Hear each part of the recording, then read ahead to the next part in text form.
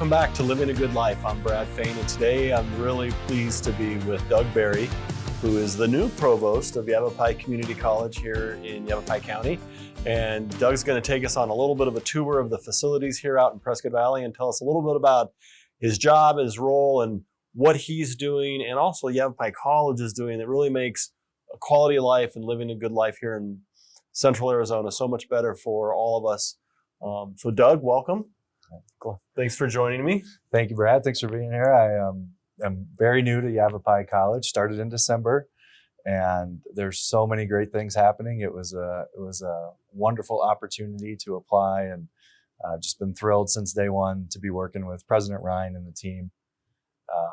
Their commitment to education, their involvement in the community, it was everything I saw when I was looking at the college to apply for the position. And these first 3 or 4 months have been great in seeing that actualized. So, well, why don't you told me while we were walking a little bit, why don't you let everybody know kind of like what your background is a little bit and how you got here? Because I mean, you're an amazing talent, and we're attracting great, bright people to come here. And I think it'd be great for them just to hear a little bit about your background. Sure. So I spent 18 years in the Maricopa Community College system.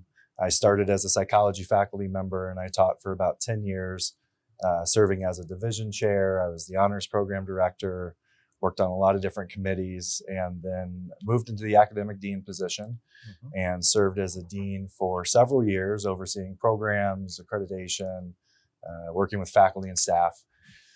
Moved into the vice president position at Phoenix College. So at Phoenix College, I oversaw all their academic programs, instructional support. We were working very closely with the city of Phoenix. It's nestled right there downtown.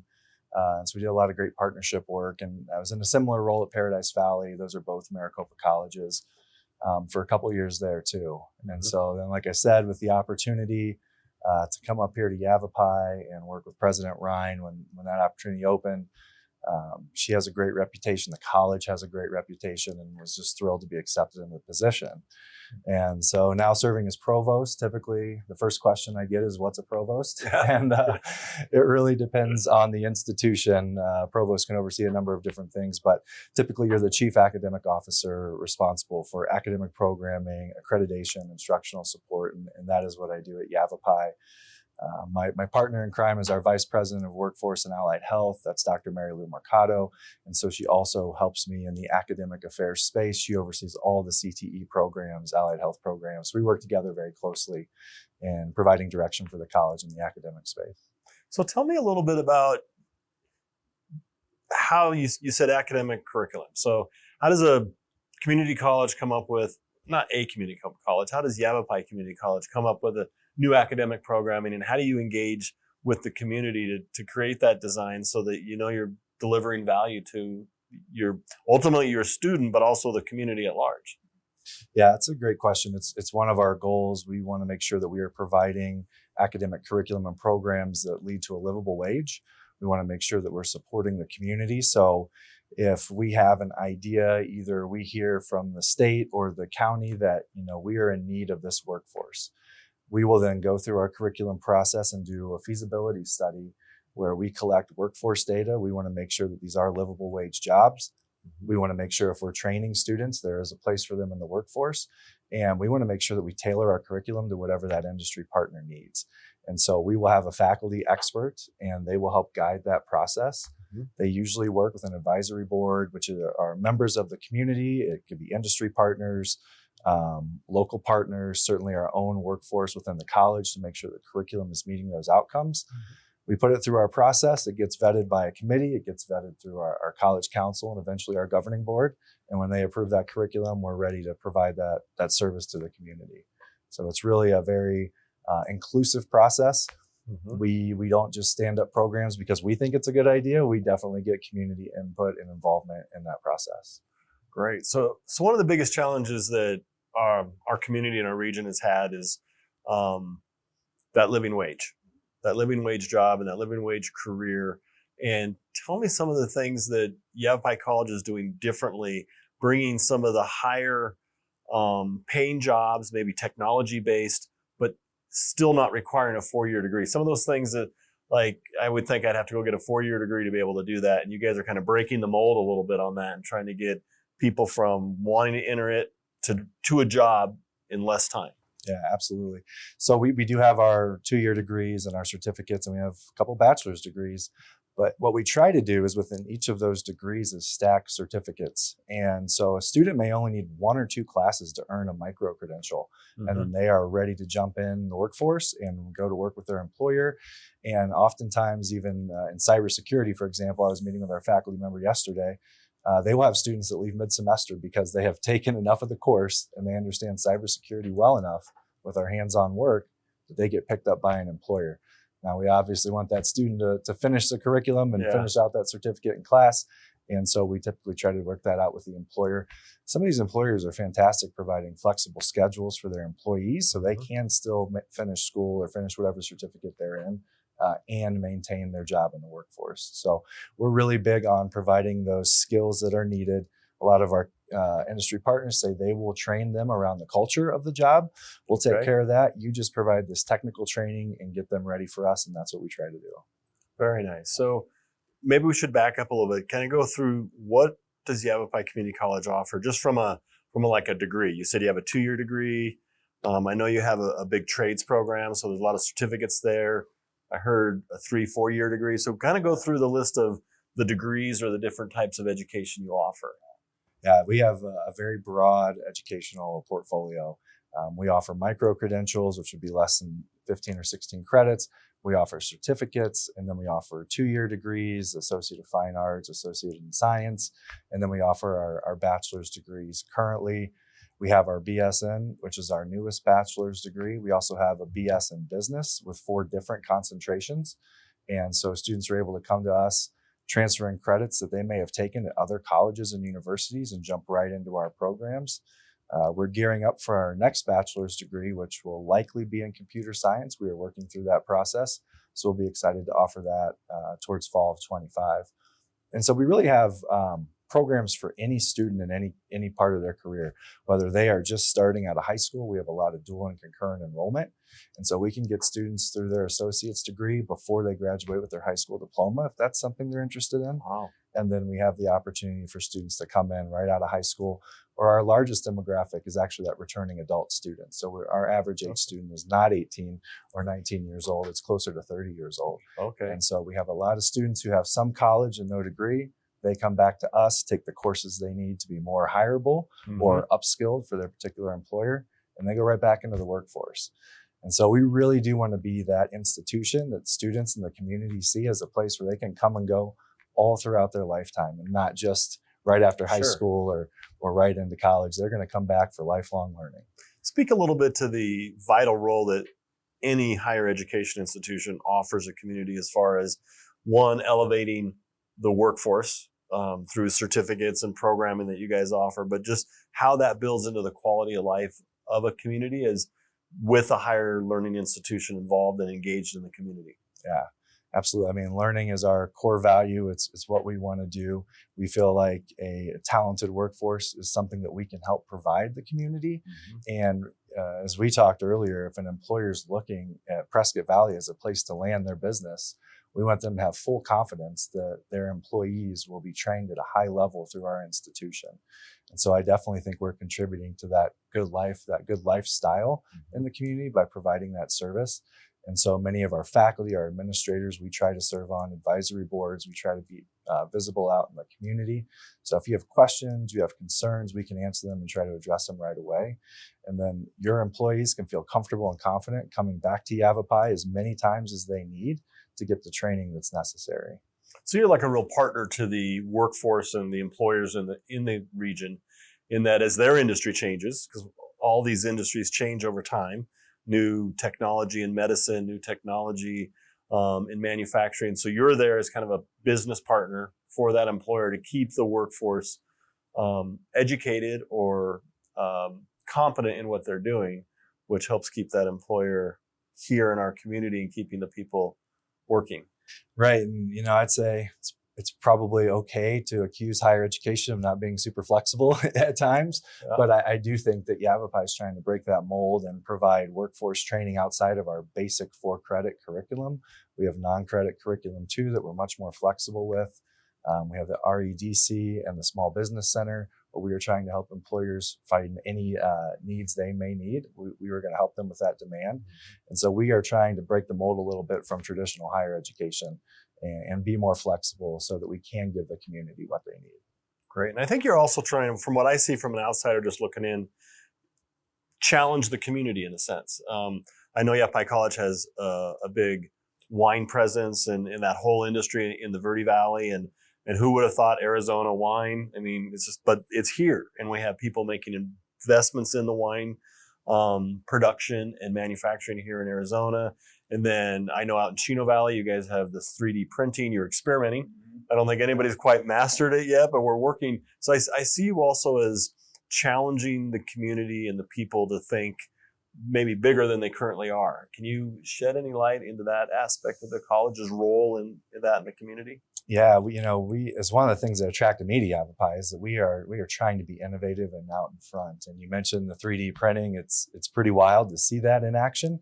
And I know they're trying to expand that across the country in various ways as technology improves. Mm-hmm. We're really trying to make sure that we are understanding and using AI as much as we possibly can now. I know others are a little resistant and hesitant with AI in higher education. And what's that mean? We have an entire group of people looking at artificial intelligence, XR, VR, so that we can use that in the classroom. We actually go out to middle schools and high schools and have them put on goggles and experience some of our workforce programs from right there in their own seat. And so we're trying to do that training and be out in front so that we are not lagging behind other institutions, and that we can do that in our community. So students can come here and sit in our classroom and take a tour of some country in France in our art classes, Wow. Cool stuff like that. And as that expands and grows, as the technology expands and grows, we want Yavapai to be right at the front and not asking, can we join in later? Yeah. So I really appreciate that about the president, her vision for that. And then of course our staff that's working so hard to be at the front end of that. So where's a place we would see AI that would surprise us, that's like really going right now, and I might not recognize that it's AI driven? Right. So it's all over higher education, and people are thinking about the classroom use, but we're also thinking, is it going to replace the professors? That's so why not? And who's at risk here? The last conference we were at about AI, they said, you may not be replaced by AI, but you will likely be replaced by someone who knows how to use AI if you do not. And so we want to make sure that we're training our students, our faculty and staff to use this technology, not necessarily to replace people, but to make them more efficient in the workplace. I mean, you've seen in drive-thrus where now they are not staffing individuals. You're talking to AI and they are taking your order, and they're doing it with extreme accuracy. And so how are we going to use that in the workplace and higher education? And then we need our students to go out. They're not doing as much manual work in advanced manufacturing, for example. Mm-hmm. They need to know how to manipulate the robots and the AI in those manufacturing plants. And so we're preparing our students in that way.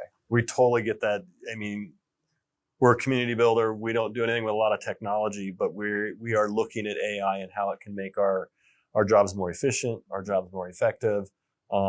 It's a thinking tool. It's amazing how you can use some of the tools with AI just to help you get over that writer's block, or that, like, I'm stuck on this thought, I can't expand it. And then you jump on that, and all of a sudden all these new thoughts come in and opportunities, like, oh, I wasn't thinking that way. So I agree with you. I don't see it as a threat of just replacing all humans, but I do agree that if humans don't know how to use it or engage with it, you might be at risk. Right. Yeah, I mean, if you use Chat GPT and you just enter a prompt like you would a Google search, you're only going to get so much information back. But if you actually talk to the AI and establish a relationship with what you want to understand, it will provide you vastly different answers. And so we want our students to be able to do that. We want them to be experts in that space. So as they go in the workforce, they're bringing that talent with them too.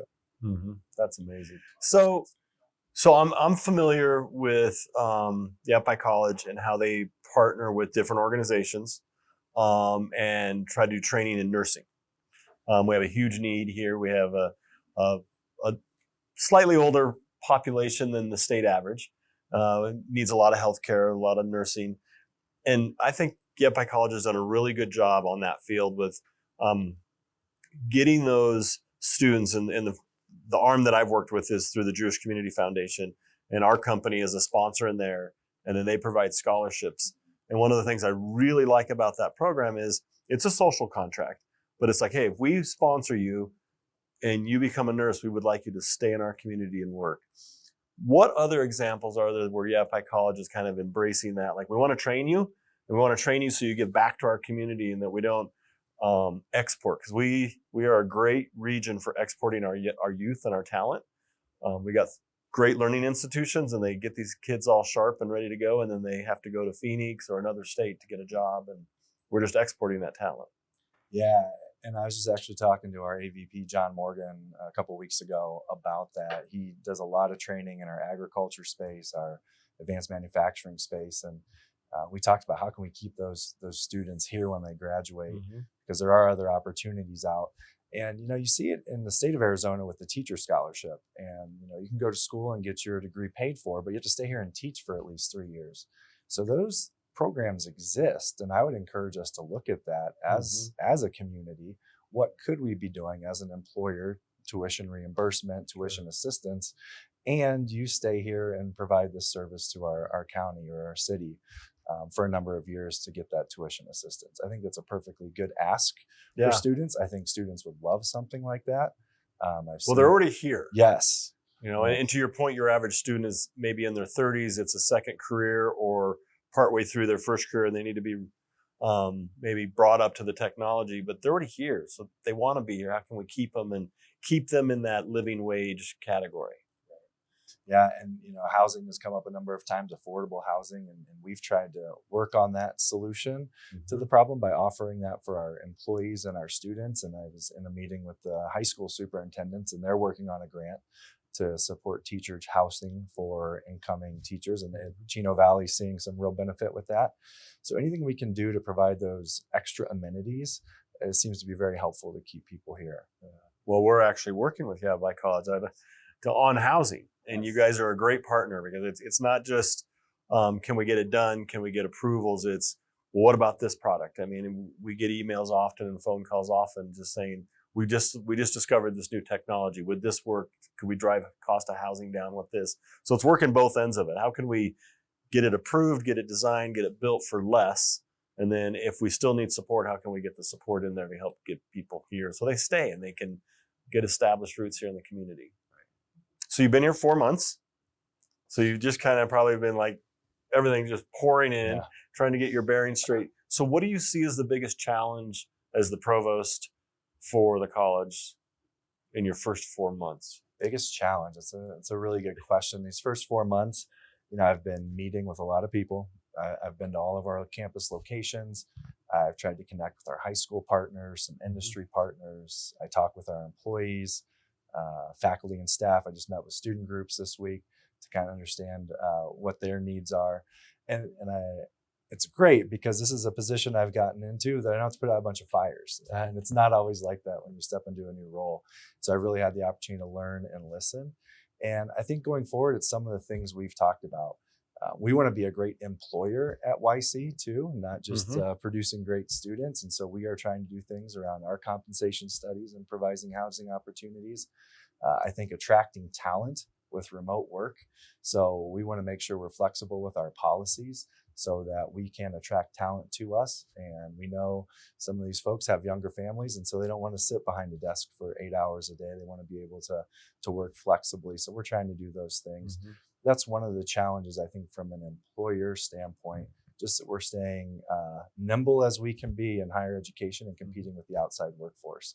We have some incredible faculty, and if they wanted to go into the private sector, they could probably earn maybe a slightly better wage. They just have a passion for teaching and for helping students, which is what we love about them.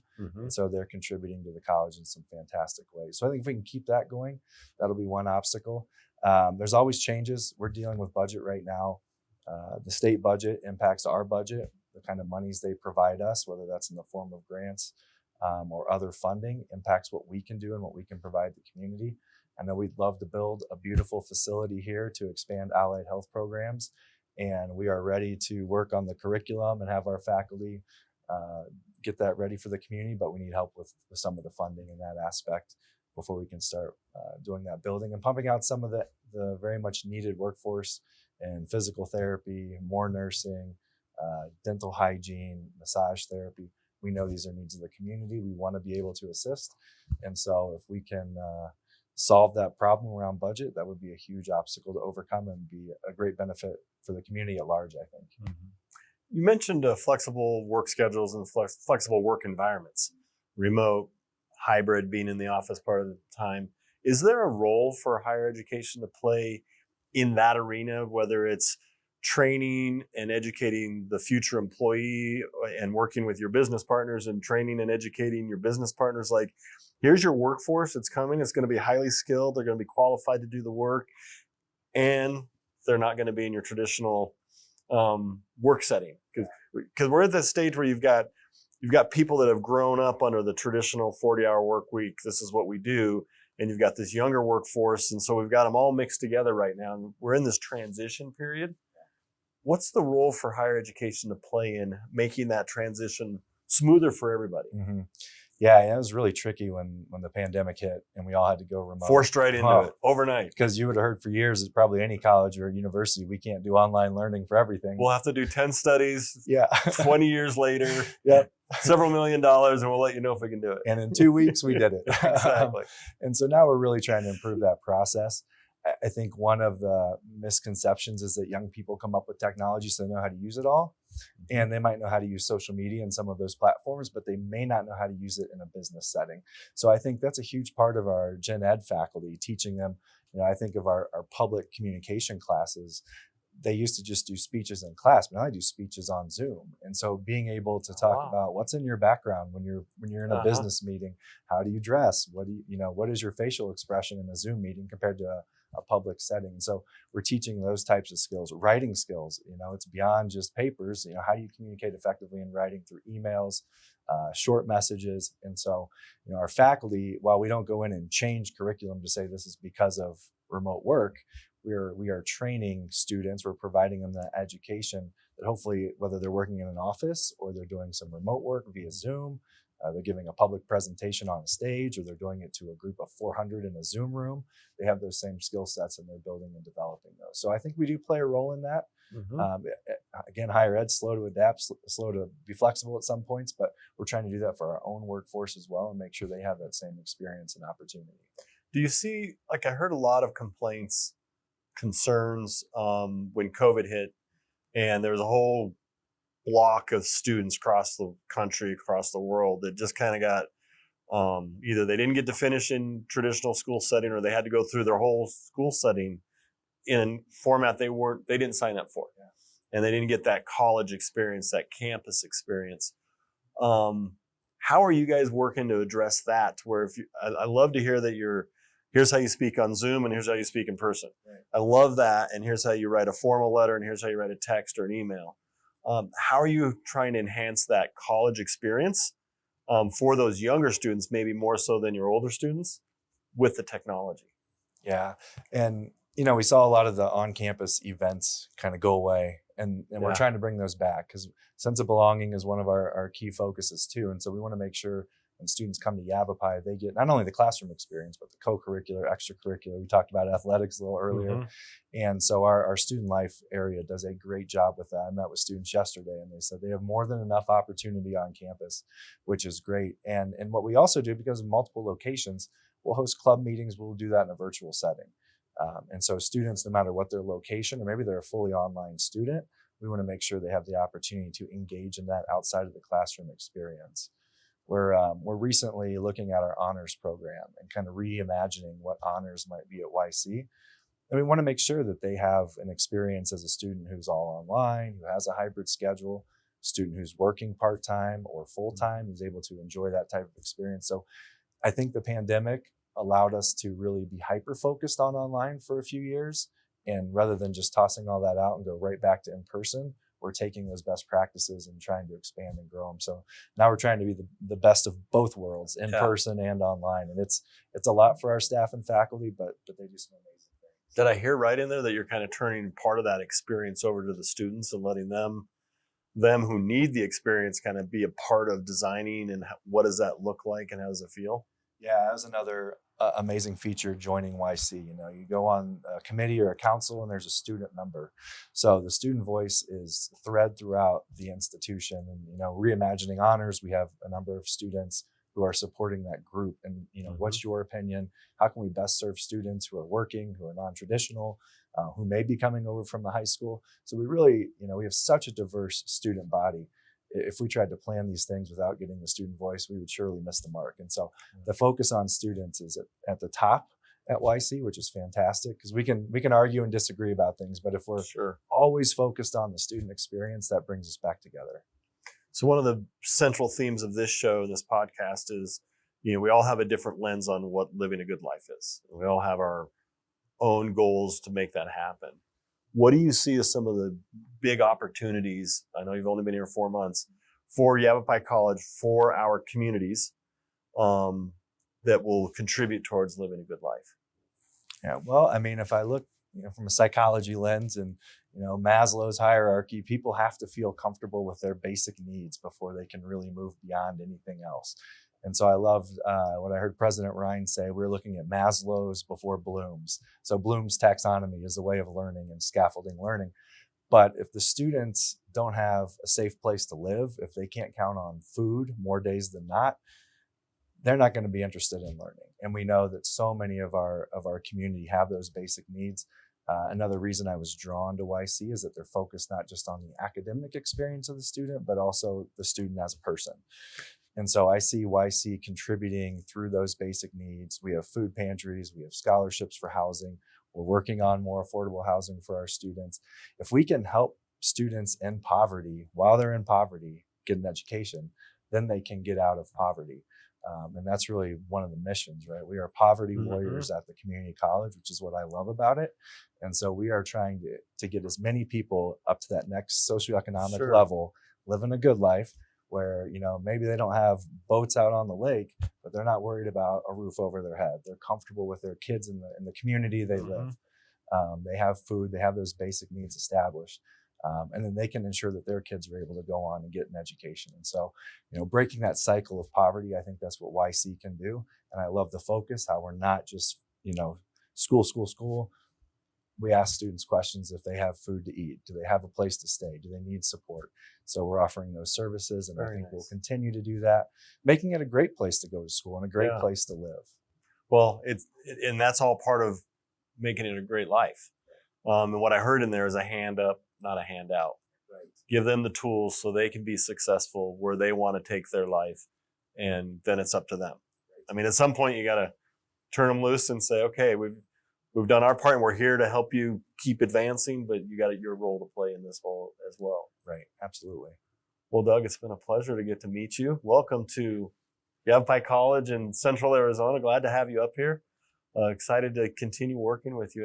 Anything that we haven't touched on that you want to touch on about this great institution and its involvement in the community?